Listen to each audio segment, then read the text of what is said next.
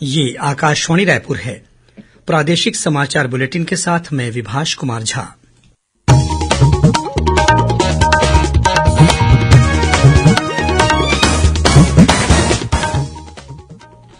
और अब पेश है आज के मुख्य समाचार। मुख्यमंत्री ने अपने भेंट मुलाकात कार्यक्रम का दूसरा चरण आज बस्तर संभाग के सुकमा जिले से शुरू किया। कोंटा क्षेत्र में जगरगुंडा, दोरनापाल और तोंगपाल को तहसील बनाने की घोषणा की। प्रदेश में अनुसूचित जाति और जनजाति वर्ग के व्यक्तियों को जारी किए जाने वाले जाति प्रमाण पत्रों में अंग्रेजी में अधिसूचित जाति को मान्य किया जाएगा। विश्व संग्रहालय दिवस पर आज भारतीय पुरातत्व सर्वेक्षण द्वारा मस्तूरी विकासखंड के मल्हार स्थित भीम कीचक मंदिर परिसर में जागरूकता कार्यक्रम का आयोजन किया गया। और जल जीवन मिशन के अंतर्गत दुर्ग जिले के देवादा में आयोजित जल सभा में यूनिसेफ के भारत प्रमुख निकोलस ऑसबर्ट शामिल हुए। ग्रामीण महिलाओं को जलबहिनी सम्मान से विभूषित किया।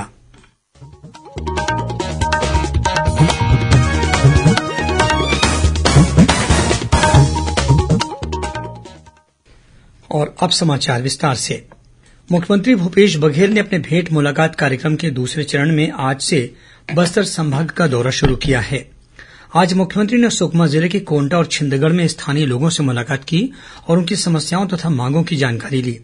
इस मौके पर मुख्यमंत्री ने सुकमा जिले के जगरगुंडा, दोरनापाल और तोंगपाल को तहसील बनाने की घोषणा की।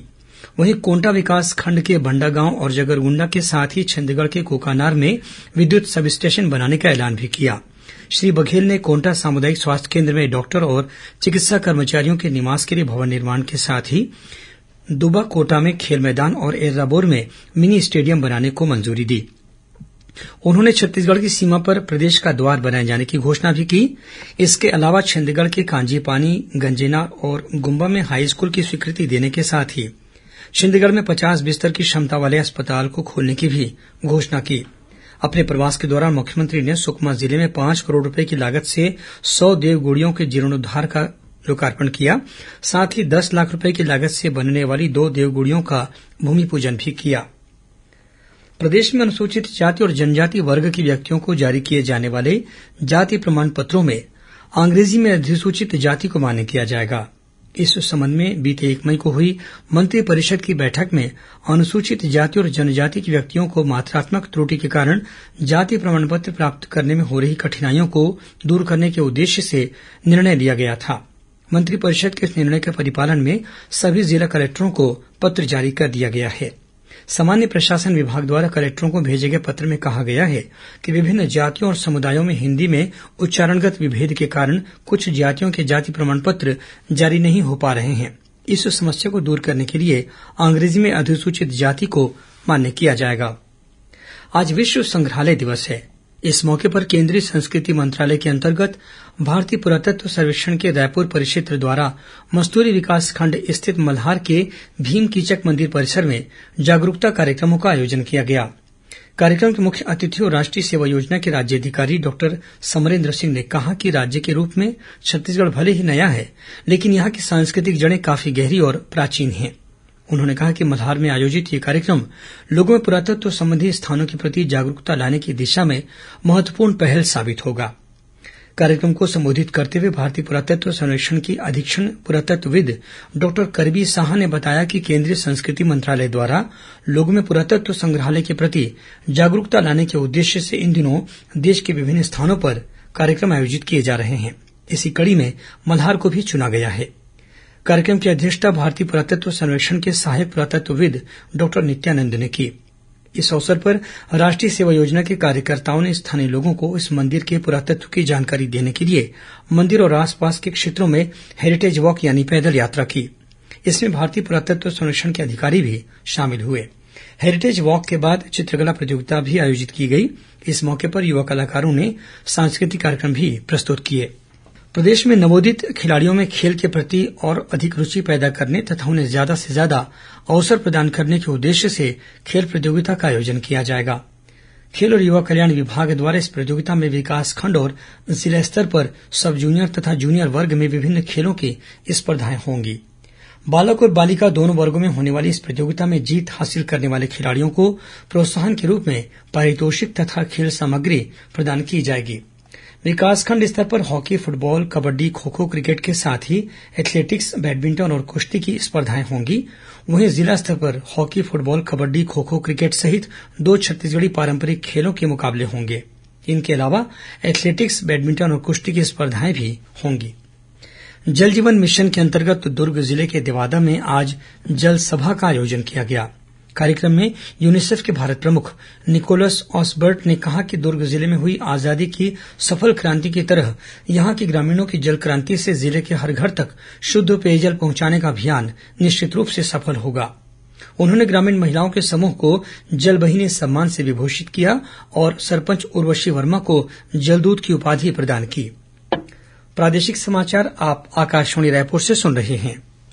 छत्तीसगढ़ की खबरों से है आपका वास्ता और खबरों की विश्वसनीयता से है हमारा वास्ता। आकाशवाणी समाचार रायपुर के प्रादेशिक समाचार बुलेटिन के साथ ही हमारे समसामयिक कार्यक्रम आप रेडियो के अलावा अपने मोबाइल पर भी सुन सकते हैं। आकाशवाणी समाचार फेसबुक, ट्विटर और यूट्यूब पर भी उपलब्ध है। हमारा Facebook page Chhattisgarh news on AIR, Twitter handle CGAIR news और हमारा यूट्यूब चैनल है छत्तीसगढ़ AIR न्यूज।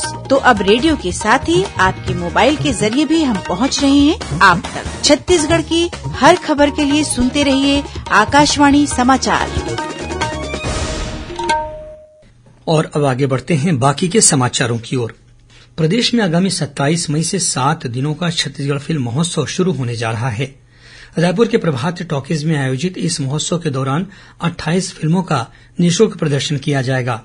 इस महोत्सव के आयोजनकर्ताओं ने कल राजधानी रायपुर में मुख्यमंत्री भूपेश बघेल से मिलकर उन्हें इस कार्यक्रम में शामिल होने का आमंत्रण दिया।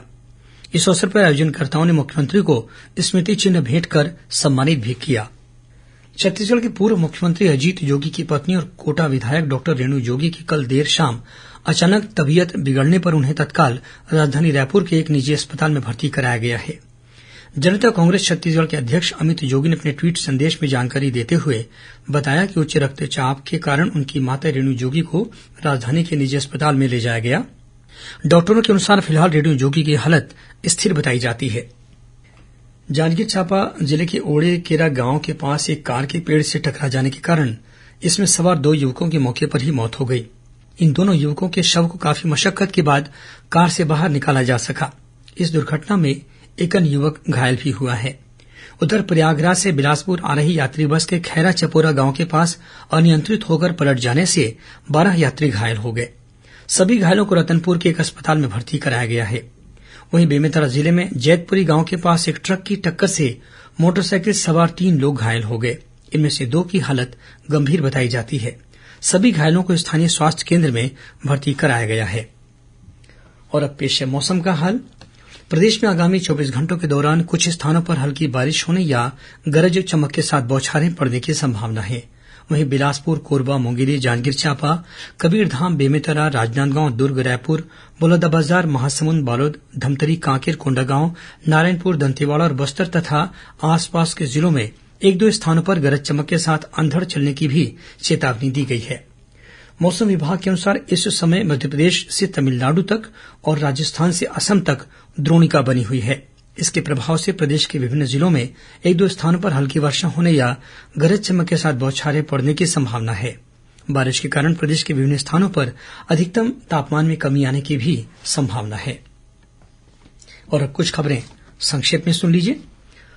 भारतीय सेना के छत्तीसगढ़ और ओडिशा सब एरिया मुख्यालय द्वारा कल योग से होने वाले लाभ पर एक व्याख्यान का आयोजन किया जाएगा। नया रायपुर में होने वाले इस कार्यक्रम में दिल्ली से आमंत्रित योग प्रशिक्षक कीर्ति गुप्ता द्वारा कुछ सरल आसनों का प्रदर्शन भी किया जाएगा। रायपुर जिले के करीब 30 थाना प्रभारियों और रक्षित आरक्षी केंद्र के प्रभारियों का तबादला किया गया है।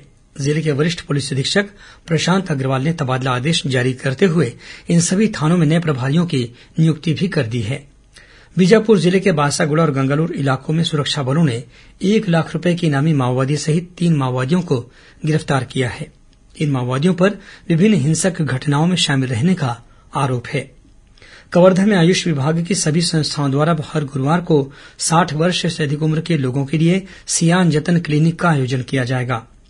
इस क्लिनिक में होम्योपैथी पद्धति से रोगियों का इलाज कर निःशुल्क दवाइयां प्रदान की जाएंगी। छत्तीसगढ़ पुलिस की साइबर शाखा ने शेयर बाजार में ऑनलाइन निवेश के नाम पर करीब 87 लाख रूपये की ठगी करने वाले कथित डायरेक्टर को गिरफ्तार कर लिया है। साइबर शाखा द्वारा ऑनलाइन लेनदेन से प्राप्त होने वाले साक्ष्य के आधार पर छत्तीसगढ़ पुलिस की टीम ने कर्नाटक और महाराष्ट्र में तलाशी के बाद आरोपी को पकड़ने में सफलता हासिल की। बिलासपुर जिले के बेलगहना में रहने वाले एक किसान से अज्ञात आरोपी ने राष्ट्रपति भवन में माली की नौकरी लगवाने के नाम पर 3 लाख रूपये की ठगी कर ली। पीड़ित की शिकायत पर पुलिस ने इस मामले की जांच शुरू कर दी है। छत्तीसगढ़ माध्यमिक शिक्षा मंडल द्वारा diploma in elementary education D El Ed की प्रथम और द्वितीय वर्ष की पूरक तथा अवसर परीक्षा की समय सारणी घोषित कर दी गई है। यह परीक्षा 15 से 30 जून तक आयोजित की जाएगी।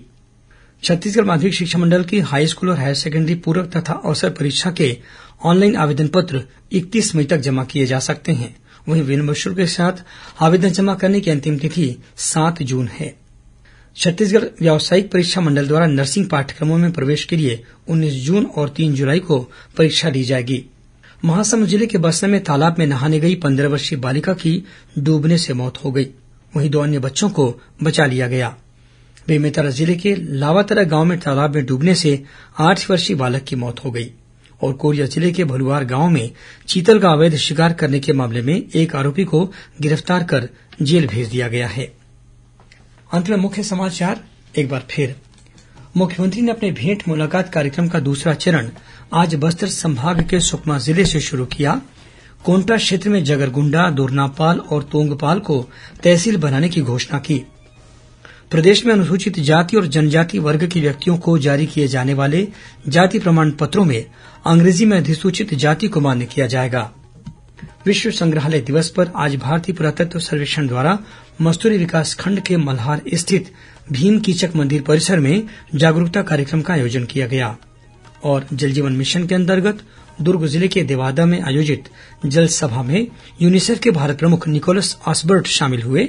ग्रामीण महिलाओं को जलबहिनी सम्मान से विभूषित किया। इसी के साथ प्रादेशिक समाचार बुलेटिन समाप्त हुआ। नमस्कार।